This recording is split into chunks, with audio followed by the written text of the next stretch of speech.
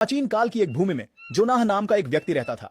अपनी बुद्धिमत्ता के लिए जाने जाते थे, लेकिन कभी कभी जिद्दी भी होते थे। वह एक महान चुनौती का सामना करने वाले थे। जोनाह बहुत दयालु थे। शहर के लोग उनसे मदद के लिए आते थे क्योंकि वह समझदार थे और अच्छी सलाह देते थे। वह भगवान से बात करना पसंद करते थे और बहुत प्रार्थना करते थे, जिससे दिखता था कि वह अच्छे और दयालु बनने की बहुत परवाह करते थे। एक धूप भरे दिन भगवान ने जोनाह से बात योना, तुम्हें नीनवे जाना होगा। एक शहर जो बुराई में डूबा है। वे मुझ पर विश्वास नहीं करते और उनकी बुरी आदतें मुझ तक पहुंच चुकी हैं। 40 दिनों में मैं नीनवे को नष्ट कर दूंगा अगर आपने उन्हें नहीं बदला। लेकिन योना डर गया था अरे और जाना बाप नहीं रे। चाहता था। निनेवे जाने के बजाय योना तरसीस के लिए एक जहाज पर सवार हो गया, अपनी डरावनी जिम्मेदारी से बचने की उम्मीद में। बाहर एक भयंकर तूफान आया। नाविक भयभीत हो गए और सोचने लगे कि किसने यह दुर्भाग्य लाया। इस बीच योनाह नीचे जहाज में सो रहा था, खतरे से अनजान। नाविकों ने तूफान के कारण का पता लगाने के लिए चिट्ठियां डाली और चिट्ठी योनाह पर आ गिरी। उसने स्वीकार किया, मैं भगवान के कार्य से भाग रहा हूं, मुझे समुद्र में फेंक दो और तूफान थम जाएगा। अनिच्छा से नाविकों ने जोना को उफान मारते समुद्र में फेंक दिया। आश्चर्यजनक रूप से तूफान थम गया।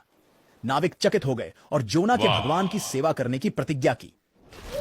गहरे समुद्र में जोना को एक विशाल व्हेल ने निगल लिया।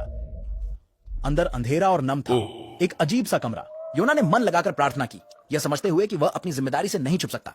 उसने वादा किया कि अगर वह बच गया तो वह भगवान के आदेश को पूरा करेगा। 3 दिन बाद व्हेल ने योना को नीनवे के पास उगल दिया।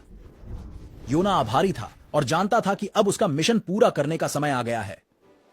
योना नीनवे में चला। जो लोग दुष्ट थे और भगवान में विश्वास नहीं करते थे, उसने उन्हें चेतावनी दी, 40 दिनों में नीनवे नष्ट हो जाएगा जबकि आप अपना रास्ता नहीं बदलते। उसने उन्हें जहाज और व्हेल की कहानी के बारे में सब कुछ बताया।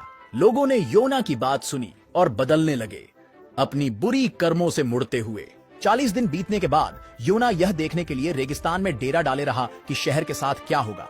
निनेवे के लोग अब भगवान पर विश्वास करते थे और उन्होंने पश्चाताप किया। भगवान ने उनके हृदय परिवर्तन को देखा और शहर को नष्ट नहीं किया। निनेवे के बच जाने के बाद योना परेशान महसूस करने लगे। वह समझ नहीं पा रहे थे कि भगवान ने एक ऐसे शहर को क्यों बख्शा जो इतना बुरा था। भगवान योना को देखभाल के महत्व का सबक देना चाहते थे, इसलिए भगवान ने एक विशेष पौधा उगाया ताकि योना को गर्म धूप से छाया मिल सके। जोना को वह पौधा बहुत पसंद आया, लेकिन अगले दिन भगवान ने एक कीड़े को पौधा खाने दिया और जोना बहुत गर्म और दुखी हो गया। भगवान ने जोना से पूछा, क्या आपको पौधे की परवाह है? योना ने हाँ कहा। फिर भगवान ने कहा, आप एक पौधे की परवाह करते हैं, लेकिन मैं नीनवे के सभी लोगों की परवाह करता हूं, खासकर बच्चों और जानवरों की। उन्होंने गलतियां की हैं, लेकिन वे बेहतर बनने का अवसर के हकदार हैं। योना की कहानी हमें दयालु और क्षमाशील होने के बारे में सिखाती है।